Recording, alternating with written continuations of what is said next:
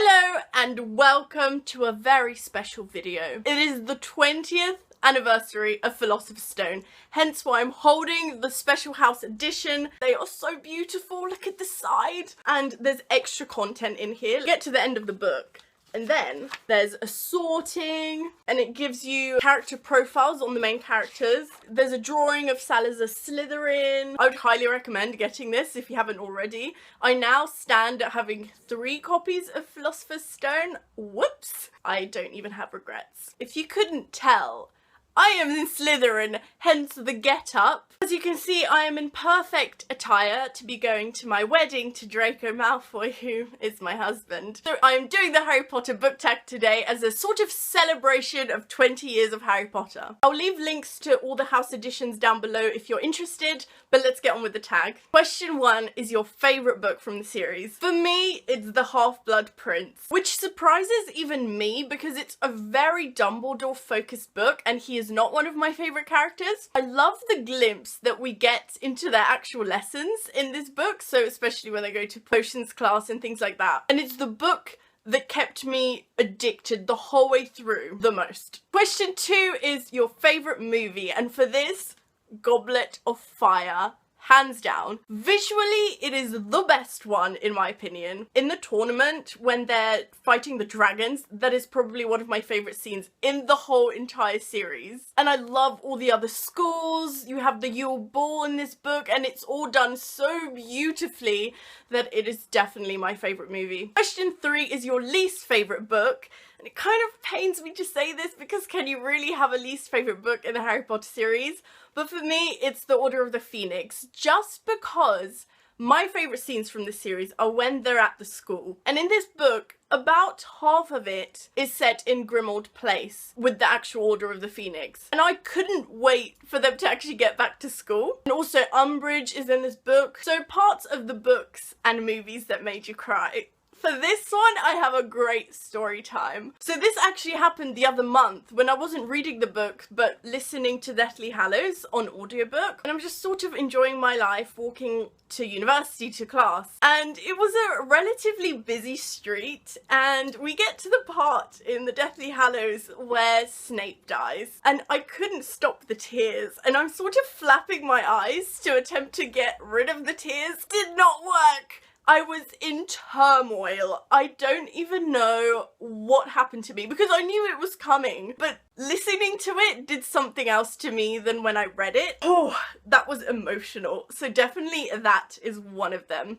And also the epilogue of Deathly Hallows. I think Deathly Hallows in general is the one where I had the most breakdowns. And coincidentally, I was also in public for the epilogue because this is all part of the same day. But this time I was actually on the train home, so I was in the vicinity of humans. People must have thought that something traumatic happened in my life, but I was just, listening to the epilogue of the last Harry Potter book.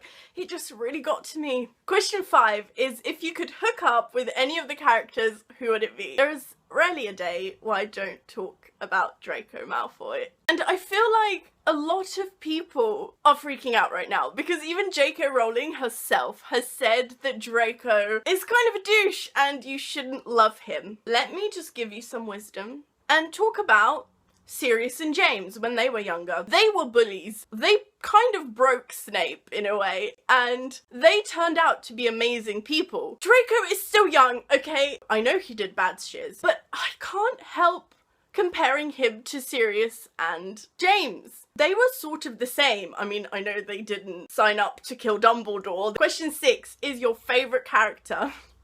Who made this question, honestly? But from the top of my head, Sirius Black, I love with all my heart. Lupin is just kick-ass, love Lupin till the end of days. Ron, I love Ron. I think he's hilarious. Also Snape. Snape does something to me. I think he's one of the most complicated characters ever, but in the best way possible. Question 7 is what would your Patronus be? And I've actually done the Patronus test on Pottermore, and I cannot remember the complicated name, but it's some kind of dog. But if I had a choice, I would definitely go for a wolf or a bat because those are my favourite animals. The next question is, which of the Deathly Hallows would you choose? The invisibility cloak. I didn't even have to think about that. That is the best one. The next question is, what house would you be in? Do I have to answer that? I mean, hello, Slytherin all the way. If you could meet any member of the cast, who would it be? Tom Felton,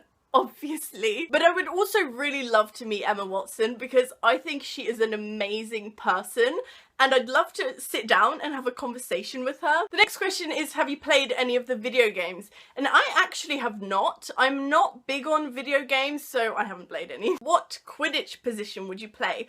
And for some reason, I have always associated myself with the keeper position. The next question is, were you happy with the ending? And I'm kind of a fraud right here because I have not read The Cursed Child. Technically, I don't know the real ending, but if we're talking about Deathly Hallows, I am kind of angry at the people that died. I cannot even with that. Both Lupin and Tonks, I know the reason why J.K. Rowling killed them both off, but my heart just couldn't handle that. The epilogue, however, was beautiful. I love that Ron and Hermione got together because they are OTP. And they were not even together for most of the series. I feel like with big series, the sort of main couples get together sort of midway through, but they never really were a couple throughout the books. The final question is, how much does Harry Potter mean to you? For me, I think it is one of the best series just because the world is so easy to immerse yourself in. It feels like it exists. It is so broad. It's